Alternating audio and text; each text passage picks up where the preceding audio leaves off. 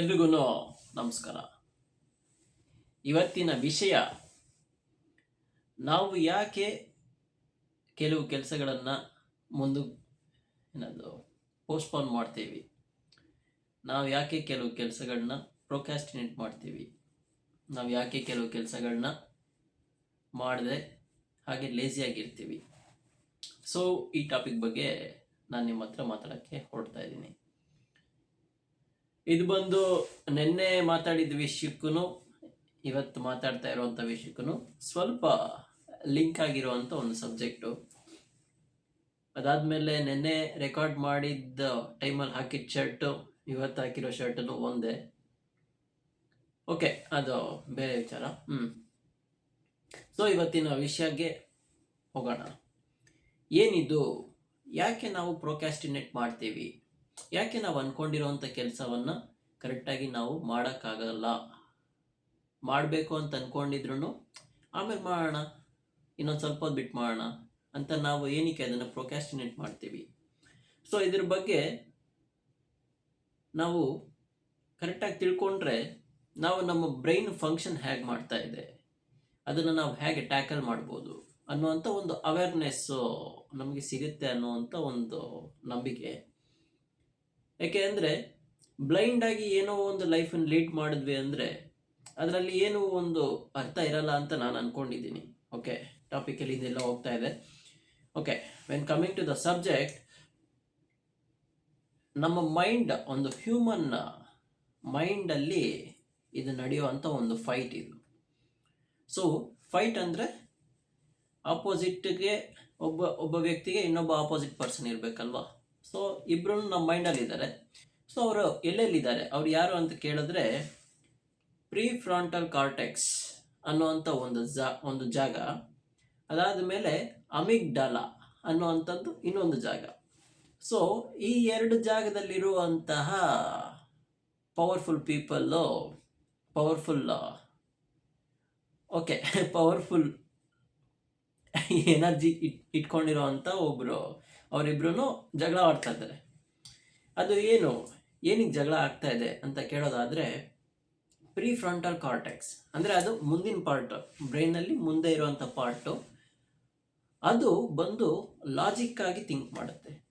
For example, ನಾನು ಈ ಕೆಲಸವನ್ನು ಮಾಡಬೇಕು, ನಾನು ಈ ಸಿಲೆಬಸ್ನ ಓದಬೇಕು, ನಾನು ಇಂಥ ಟೈಮ್ಗೆ ಇಂಥ ಕಡೆ ಹೋಗಬೇಕು, ನಾನು ಇಂಥ ಪರ್ಸನನ್ನು ಇಂಥ ಟೈಮಲ್ಲಿ ಮೀಟ್ ಮಾಡಬೇಕು, ನಾನು ಇಂಥ ಟೈಮಲ್ಲಿ ನನ್ನ ಅಸೈನ್ಮೆಂಟನ್ನು ಸಬ್ಮಿಟ್ ಮಾಡಬೇಕು, ನನ್ನ ವರ್ಕ್ ಶೆಡ್ಯೂಲ್ನ ಮುಗಿಸ್ಬೇಕು. ಸೊ ಈ ಥರ ಲಾಜಿಕ್ಕಾಗಿ ನಮ್ಮ ರೆಸ್ಪಾನ್ಸಿಬಿಲಿಟಿ ಬಗ್ಗೆ ನಮಗೆ ತಿಳಿಸ್ಕೊಟ್ಟು ಅದರ ಒಂದು ಇಂಪಾರ್ಟೆನ್ಸ್ನ ನಮಗೆ ಪುಷ್ ಮಾಡಿ ತೋರಿಸೋವಂಥ ಒಂದು ಪಾರ್ಟ್ ನಡೆಯುವಂಥ ಒಂದು ಜಾಗ ಬಂದು ಪ್ರೀಫ್ರಂಟಲ್ ಕಾರ್ಟೆಕ್ಸ್, ಮುಂದೆ ಇರುವಂಥ ಒಂದು ಜಾಗ. ಅದಾದಮೇಲೆ ಅಮಿಗ್ಡಾಲಾ ಅನ್ನುವಂಥ ಇನ್ನೊಂದು ಪಾರ್ಟ್ ಇದೆ. ಅದು ಬಂದು ಬ್ರೈನನ್ನು, ಅದು ಸ್ವಲ್ಪ ಎಕ್ಸ್ಪ್ಲೇನ್ ಮಾಡೋದು ಸ್ವಲ್ಪ ಕಷ್ಟ. ಓಕೆ, ಇದು ಬ್ರೈನ್ ಅಂದರೆ ಬ್ರೈನ್ ಈ ಕಡೆ ಇರುತ್ತೆ, ಎಷ್ಟು ಕಾರ್ಡ್ ಸೈಜಲ್ಲಿ ಇದೆ ಅದು ಅಷ್ಟೇ. ನಾನು ಹಂಗೆ ನೋಡ್ಬಿಟ್ಟು ಹಂಗೆ ಆಶ್ಚರ್ಯಪಟ್ಬಿಟ್ಟು ಇಷ್ಟೇ ಇದೆಯಲ್ಲ ಅಂತ. ಓಕೆ, ಈ ಅಮಿಗ್ಡಾಲಾ ಅನ್ನುವಂಥ ಒಂದು ಪಾರ್ಟ್ ಇದೆಯಲ್ಲ, ಅದು ಬಂದು ಎಮೋಷ್ನಲ್ ಬ್ರೈನು. ಅದು ಬಂದು ಹೇಗೆ ಅಂದರೆ, ನಮ್ಮ ಒಂದು ಸಂತೋಷ ಅನ್ನೋದಕ್ಕಿಂತ ಅದು ಬಂದು ಕೇರ್ ಮಾಡುವಂಥದ್ದು ಬಂದು ನಮ್ಮ ಒಂದು ಸರ್ವೈವಲ್. ನಾನಿವಾಗ ಸರ್ವೈವಲ್ ಮಾಡಬೇಕು, ಇವಾಗೇನೋ ಹೇಗೆ ಹೇಳೋದು, ಒಂದು ಇಮಿಡಿಯೇಟ್ ಕಂಫರ್ಟ್ನ ಅದು ನಮಗೆ ತಗೊಳ್ಳೋ ಹಾಗೆ ಮಾಡುತ್ತೆ. ಇವಾಗ ಒಂದು ಸ್ಟ್ರೆಸ್ ಬಂತು, ಆ ಸ್ಟ್ರೆಸ್ ಬಂತು ಅಂದರೆ ಇವಾಗ ನಾನು ಬದುಕಬೇಕು, ಇದನ್ನು ನಾನು ಮಾಡಿದ್ರೆ ಏನು, ಮಾಡದೇ ಇದ್ರೇನು, ನಾನು ಚೆನ್ನಾಗಿರಬೇಕು, ನಾನು ಆರಾಮಾಗಿರಬೇಕು ಅನ್ನೋವಂಥ ಒಂದು ತಲೆಯಲ್ಲಿ ಬರುವಂಥ ಒಂದು ಪಾರ್ಟ್ ಬಂದು ಅಮಿಗ್ಡಾಲಾ ಅನ್ನೋದು. ಅದು ಹೇಗೆ ಅಂದರೆ, ಒಂದು ನಿಮಿಷ,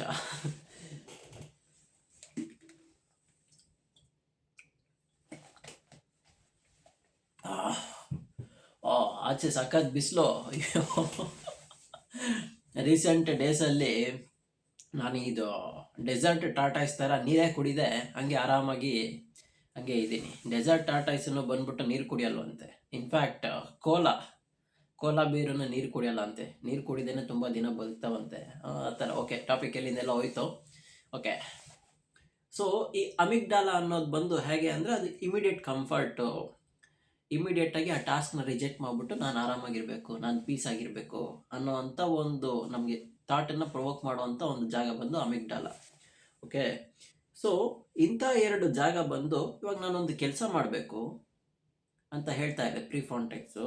but in the same time amygdala ಬಂದು ನನಗೆ ಆ ಕೆಲಸ ಮಾಡಿದ್ರು ಪರವಾಗಿಲ್ಲ, ನಾನು ಆರಾಮಾಗಿರಬೇಕು ಅಂತ ಹೇಳ್ತಾ ಇದೆ. ಸೊ ಈ 2 ಮಧ್ಯೆ ಜಗಳ ನಡೆಯುತ್ತೆ. ಆಗ ಏನಾಗುತ್ತೆ, ಮನುಷ್ಯನಿಗೆ ಆಂಗ್ಸೈಟಿ ಫಾರ್ಮ್ ಆಗೋಗುತ್ತೆ, ಸ್ಟ್ರೆಸ್ ಫಾರ್ಮ್ ಆಗೋಗುತ್ತೆ. ಅದನ್ನು ಹೇಗೆ ಹ್ಯಾಂಡಲ್ ಮಾಡಬೇಕು, ಆ ಕೆಲಸವನ್ನು ಮಾಡಬೇಕಾ, ಇಲ್ಲ ಮೈಂಡಲ್ಲಿ ಇರೋವಂಥ ಒಂದು ಸ್ಟ್ರೆಸ್, ಒಂದು ಕನ್ಫ್ಯೂಷನ್ನ ನಾನು ಹ್ಯಾಂಡಲ್ ಮಾಡಬೇಕಾ, ಇಲ್ಲ ಹೊರಗಡೆ ಏನೇನೋ ಪ್ರಾಬ್ಲಮ್ಸ್ ಎಲ್ಲ ಬರ್ತಾ ಇರುತ್ತೆ ಅದಕ್ಕೆ ನಾನು ರಿಯಾಕ್ಟ್ ಮಾಡಬೇಕಾ, ಇಂಥ ಒಂದು ಪ್ರಾಬ್ಲಮಲ್ಲಿ ಸಿಕ್ಕಾಕೊಂಡ್ಬಿಟ್ಟು ಅವನು ಹ್ಯಾಂಗ್ ಆಗಿಬಿಡ್ತಾನೆ ಆ ಥರ. ಓಕೆ.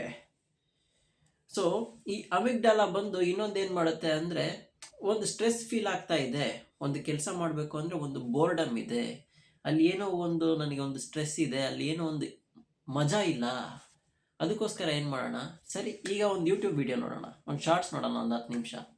ಈಗ ತಾನೇ ಕೆಲಸದಿಂದ ಬಂದಿದ್ದೀನಿ, ನೆಕ್ಸ್ಟ್ ನಾನು ಬಟ್ಟೆ ಒಗೆಯೋಕೆ ಹೋಗಬೇಕು, ಅಡುಗೆ ಮಾಡಬೇಕು ಅಂತ ಏನಾದರೂ ಇದೆ, ಅದೊಂದು ಸ್ಟ್ರೆಸ್ಸು.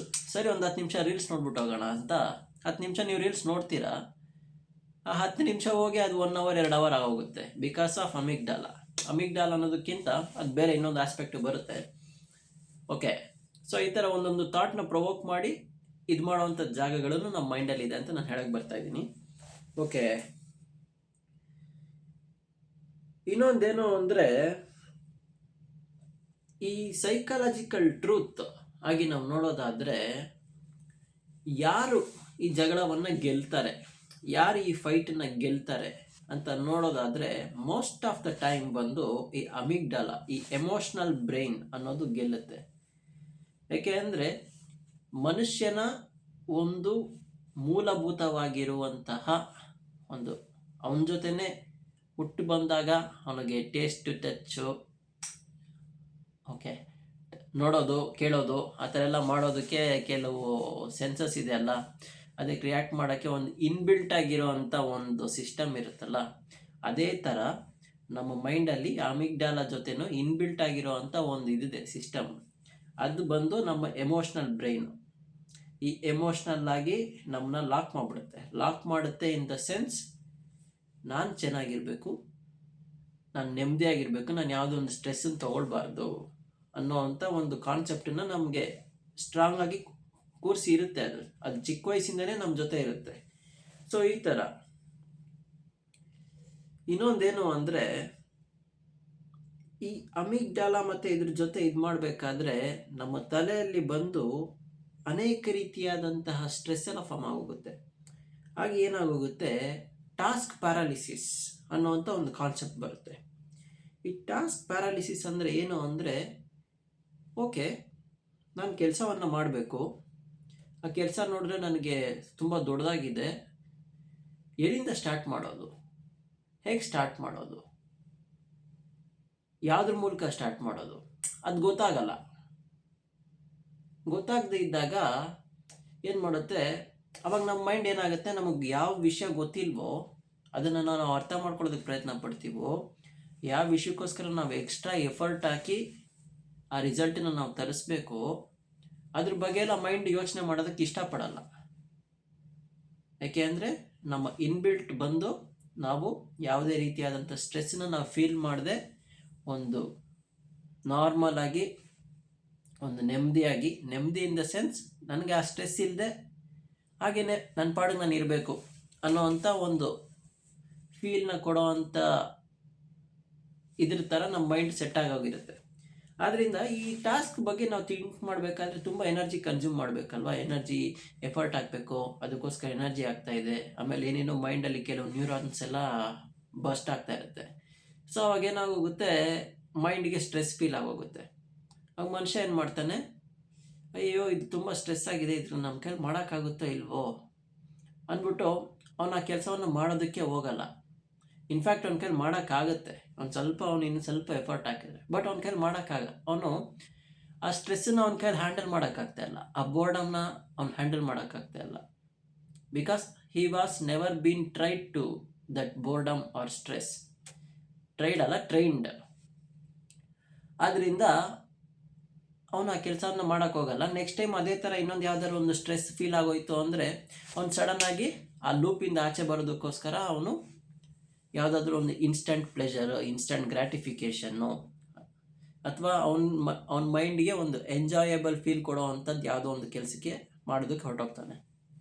ಆ ಥರ the greater the stress, the greater the happiness ಅವನು ಹುಡ್ಕೋದಕ್ಕೆ ಹೋಗ್ತಾನೆ. ಆ ಥರ ವೈಸ್ ವರ್ಸ. ಓಕೆ, ಅದಾದಮೇಲೆ ಮೂರನೇದು ಬಂದ್ಬಿಟ್ಟು ಏನು ಅಂದರೆ, ಮೋಸ್ಟ್ ಆಫ್ ದ ಪೀಪಲ್ ಬಂದು ಲೇಜಿ ಪರ್ಸನ್ ಅಂತ ಹೇಳ್ಕೊತಾರೆ. ಅದು ಹೇಗೆ? ಇನ್ಫ್ಯಾಕ್ಟ್ ಸ್ಟೂಡೆಂಟ್ಸ್ ಎಲ್ಲ ಹೇಳ್ಕೊತಾರೆ, ಬಿಡು ನಾನು ಲೇಜಿ ಪರ್ಸನ್ ಆಗಿದ್ರೇ ಚೆನ್ನಾಗಿರುತ್ತೆ ಅಂತ. ಹೋಗ್ತಾ ಹೋಗ್ತಾ ಹೋಗ್ತಾ ಕೆಲವರು ಹಾಗೆ ಲೇಜಿ ಪರ್ಸನ್ನೇ ಆಗ್ಬಿಡ್ತಾರೆ.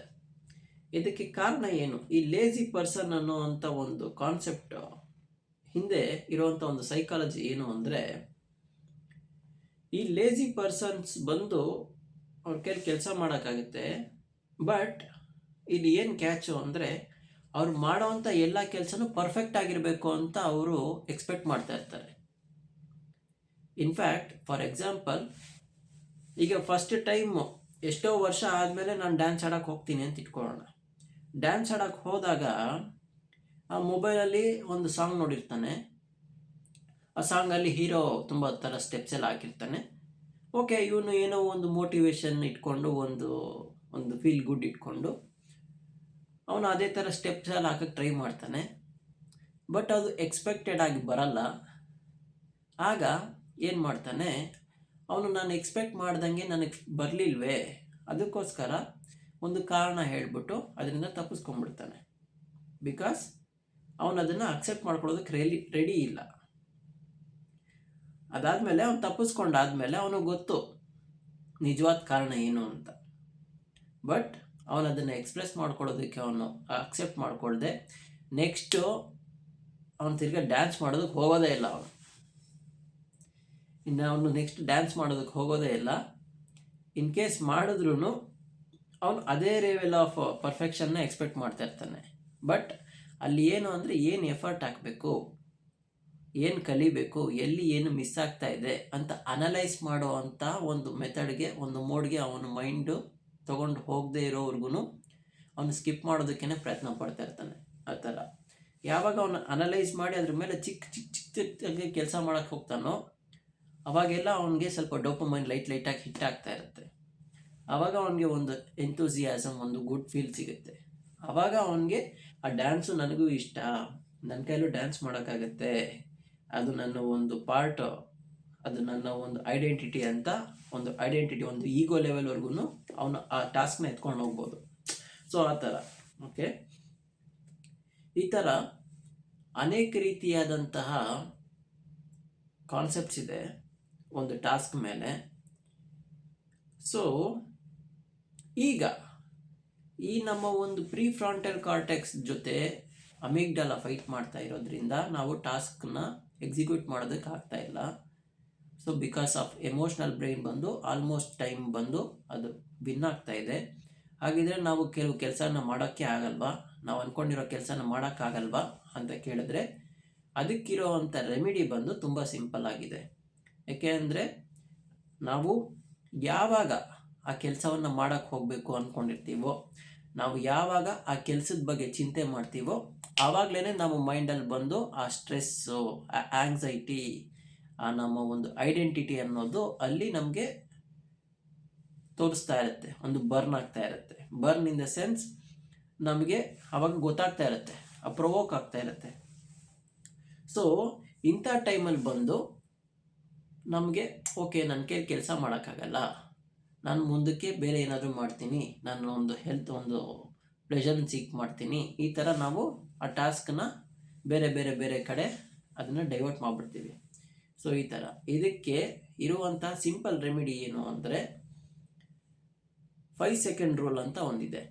5 ಸೆಕೆಂಡ್ ರೂಲ್ ಅಂದರೆ ಏನಂದರೆ, ಫಾರ್ ಎಕ್ಸಾಂಪಲ್ ಇವತ್ತು ನಾನು ಮನೇನ ಕ್ಲೀನ್ ಮಾಡಬೇಕು, ಮನೆ ಕಸ ಗುಡಿಸ್ಬೇಕು ಅಂತ ಇಟ್ಕೊಳ್ಳೋಣ. ಮನೆ ಕಸ ಗುಡಿಸ್ಬೇಕು ಅಂದ್ಕೊಂಡಿದ್ದೀನಿ. ಈಗ ನನ್ನ ತಲೆಯಲ್ಲಿ ಬಂತು. ಆಗ ನಾನೇನು ಮಾಡ್ತೀನಿ ಅಂದರೆ 5 4 3 2 1 ಅಂತ ಹೇಳ್ಬಿಟ್ಟು ಆ ಮೂಮೆಂಟಲ್ಲಿ ಆ 1 ಅಂತ ಆಗಿದ ತಕ್ಷಣ ನಾನು ಆ ಕಸದ ಪರಕೆ ಹಿಡ್ಕೊಂಡು ಕಸ ಗುಡಿಸ್ತೀನೋ ಬಿಡ್ತೀನೋ ಲೈಟಾಗಿ ಆ ಕಸ ಗುಡಿಸೋ ಥರ ಆ್ಯಕ್ಷನ್ ಆದರೂ ಮಾಡ್ತಾ ಇರ್ತೀನಿ ಅಂತ ಇಟ್ಕೊಳ್ಳೋಣ.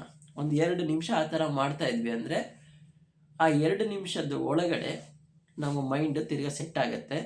ನಾವು ಕರೆಕ್ಟಾಗಿ ಕಸ ಗುಡಿಸ್ತೀವಿ, ಅಟ್ಲೀಸ್ಟ್ ಆ ಕೆಲಸವನ್ನು ಕರೆಕ್ಟಾಗಿ ಮಾಡ್ತೀವಿ. ಕರೆಕ್ಟಾಗಿ ಇನ್ ದ ಸೆನ್ಸ್ ಆ ಕೆಲಸವನ್ನು ಮಾಡೋದಕ್ಕೆ ನಾವು ರೆಡಿ ಆಗ್ತೀವಿ.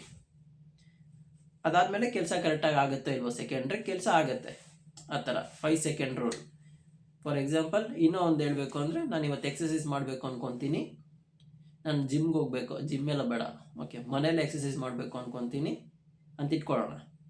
ಆಗ ನಾನು ಆ ಥಾಟ್ ಬಂದಾಗ ಇವಾಗ ಎಲ್ಲ ಕರೆಕ್ಟಾಗಿದೆ ಅಂತಂದಾಗ 5 4 3 2 1 ಅಂತ ಹೇಳ್ಬಿಟ್ಟು ಒಂದು ಸ್ಮಾಲ್ ಸ್ಟ್ರೆಚಿಂಗ್ ಮಾಡೋದು, ಆ ಥರ ಏನೋ ಒಂದು ಆ ಥರ ಮಾಡಿದಾಗ ನಮ್ಮ ಮೈಂಡಿಗೆ ಸ್ವಲ್ಪ ಟ್ರೈನ್ ಆಗುತ್ತೆ. ಓಕೆ ಈಗ ನಾನು ಲೇಜಿ ಮೋಡಿಂದ ಸ್ವಲ್ಪ ಅಲರ್ಟ್ ಮೋಡಿಗೆ ಬಂದಿದ್ದೀನಿ, ಅಲರ್ಟ್ ಮೋಡಿಂದ ಒಂದು ಪ್ರೆಸೆಂಟ್ ಟೆನ್ಸಿಗೆ ಬಂದಿದ್ದೀನಿ, ಪ್ರೆಸೆಂಟ್ ಮೂಮೆಂಟಿಗೆ ಬಂದಿದ್ದೀನಿ ಅಂತ ನಮ್ಮ ಮೈಂಡಿಗೆ ಒಂದು ಸ್ಮಾಲ್ ಹಿಟ್ ಆಗುತ್ತೆ. ಸೊ ಆ ಥರ. ಇನ್ನೊಂದೇನು ಅಂದರೆ ಸೆಕೆಂಡ್ ಒನ್ ಬಂದು ಏನು ಹೇಳೋದು, ಇದು ಬಂದು ಸ್ವಲ್ಪ ಟ್ರಿಕ್ಕಿ ಆಗಿದೆ. ಬಟ್ ಓಕೆ, ಇದನ್ನು ನಾನೊಂದು ಸ್ಟೂಡೆಂಟ್ ಎಕ್ಸಾಂಪಲ್ ಇಟ್ಕೊಂಡು ಹೇಳ್ತೀನಿ. ಈಗ ಒಬ್ಬ ಸ್ಟೂಡೆಂಟ್ ಇರ್ತಾನೆ, ಅವನು ಬಂದು ಆ ಕೆಲಸವನ್ನು ಮಾಡಬೇಕು ಅಂದ್ಕೊಂಡಿರ್ತಾನೆ. ಕೆಲಸ ಇನ್ ದ ಸೆನ್ಸ್ ಅವನು ಇವತ್ತು ಒಂದು ಪೋರ್ಷನ್ ಆಫ್ ಸಿಲೆಬಸ್ನ ಓದಬೇಕು ಅಂದ್ಕೊಂಡಿರ್ತಾನೆ.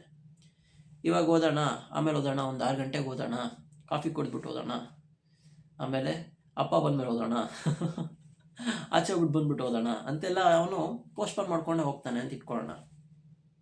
ಆ ಥರ ಮಾಡ್ಕೊಂಡು ಹೋದಾಗ ಅವನ ಕೈಲಿ ಖಂಡಿತ ಅವನ ಕೈಲಿ ಓದೋಕ್ಕಾಗಲ್ಲ. ಬಟ್ ಅವನ ಒಂದು ಮೈಂಡ್ ಸೆಟ್ಟನ್ನು ಅವನು ಈ ಥರ ತಿರುಗಿಸ್ಕೊಂಡಾಗ, ನಾನು ಒಬ್ಬ ಡಿಸಿಪ್ಲಿನ್ಡ್ ಆಗಿರೋವಂಥ ವಿದ್ಯಾರ್ಥಿ, ನಾನು ಡಿಸಿಪ್ಲಿನ್ಡ್ ಆಗಿರೋವಂಥ ವಿದ್ಯಾರ್ಥಿ ಆಗಿರೋದ್ರಿಂದ ನಾನು ಕರೆಕ್ಟಾಗಿ ಆವತ್ತಿನ ಕೆಲಸವನ್ನು ಓದಿ ಮುಗಿಸ್ತೀನಿ ಅಂತ ಅವನ ಒಂದು ಐಡೆಂಟಿಟಿನ ಬಂದು ಆ ಕೆಲಸದ ಮೇಲೆ ಹಿಡಿದೆ, ಅವನ ಒಂದು ಐಡೆಂಟಿಟಿ ಬಂದು ಅವನ ಒಂದು ಐಡೆಂಟಿಟಿ, ಓನ್ ಐಡೆಂಟಿಟಿ ಮೇಲೆ ನಾನೊಬ್ಬ ಡಿಸಿಪ್ಲಿನ್ಡ್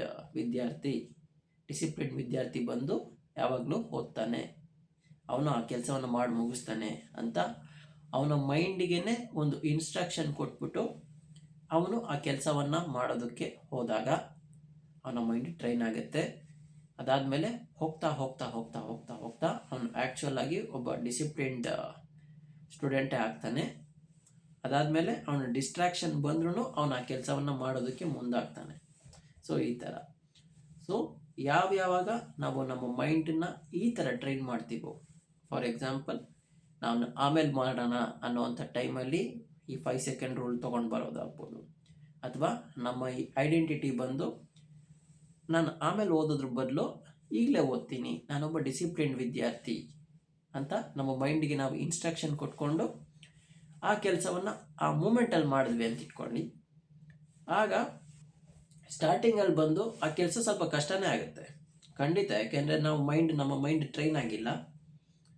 ಅದರಿಂದ ಆ ಕೆಲಸ ಮಾಡೋದಕ್ಕೆ ತುಂಬ ಕಷ್ಟ, ಯಾಕೆಂದರೆ ಸ್ಟ್ರೆಸ್ ಇರುತ್ತೆ, ಖಂಡಿತ ಆಂಗ್ಸೈಟಿ ಇರುತ್ತೆ. ಫಾರ್ ಎಕ್ಸಾಂಪಲ್ ಡಿಪ್ರೆಷನ್ನು ಬಂದರೂ ಬರ್ಬೋದು. ಅದಾದಮೇಲೆ ಸೊ ಇದೆಲ್ಲ ಒಂದು ಲಿಮಿಟೆಡ್ ಪೀರಿಯಡ್ ಆಫ್ ಟೈಮ್ವರೆಗೂ, ಒಂದು 10 days 15 daysವರೆಗೂ ಮಾತ್ರನೇ ಇರುತ್ತೆ. ಆಮೇಲೆ ಹೋಗ್ತಾ ಹೋಗ್ತಾ ಹೋಗ್ತಾ ಮೈಂಡ್ ಟ್ರೈನ್ ಆಗೋಯ್ತು ಅಂತ ಇಟ್ಕೊಳ್ಳಿ, ನೀವು ಸಂತೋಷ ಪಡ್ತೀರಾ. ನೀವು ತುಂಬ ನಿಮಗೆ ನೋಡಿ, ನೀವು ನನ್ನ ಲೈಫಲ್ಲಿ ನಾನು ಏನೇನೋ ಮಾಡಬೇಕು ಅಂದ್ಕೊಂಡಿದ್ದೆ, ಬಟ್ ಇಷ್ಟು ದಿನ ನಾನು ಟೈಮ್ ವೇಸ್ಟ್ ಮಾಡಿದೆ, ಇವಾಗ ನಾನು ಅದನ್ನು ರಿಯಲೈಸ್ ಮಾಡ್ತಾ ಇದ್ದೀನಿ. ಸೊ ಈ ಥರ ಒಂದು ಪಾಸಿಟಿವ್ ಆಸ್ಪೆಕ್ಟಲ್ಲಿ ನೋಡುವಂತಹ ಚೇಂಜ್ ಆಗುತ್ತೆ ನಿಮ್ಮ ಮೈಂಡಲ್ಲಿ. ಸೊ ಈ ಥರ ಒಂದು ಕಾನ್ಸೆಪ್ಟ್ ಇದೆ ಸೈಕಾಲಜಿನಲ್ಲಿ. ಆದ್ದರಿಂದ ನಾವು ಕೆಲವು ಕೆಲಸಗಳನ್ನ ಪ್ರೊಕ್ಯಾಸ್ಟಿನೇಟ್ ಮಾಡ್ತಾ ಇದ್ದೀವಿ, ಮಾಡಬೇಕಾಗಿರೋಂಥ ಕೆಲಸವನ್ನು ನಾವು ಮುಂದೂಡಿಕೆ ಮಾಡ್ತಾ ಇದ್ದೀವಿ. ಸೊ ಇಷ್ಟೇ ಇವತ್ತಿನ ವಿಷಯ. ಎಲ್ರಿಗೂ ಓಕೆ ಈ ಟಾಪಿಕ್ ಅರ್ಥ ಆಗಿರುತ್ತೆ ಅಂತ ನಂಬಿದ್ದೀನಿ. ನಮಸ್ಕಾರ, ಥ್ಯಾಂಕ್ ಯು.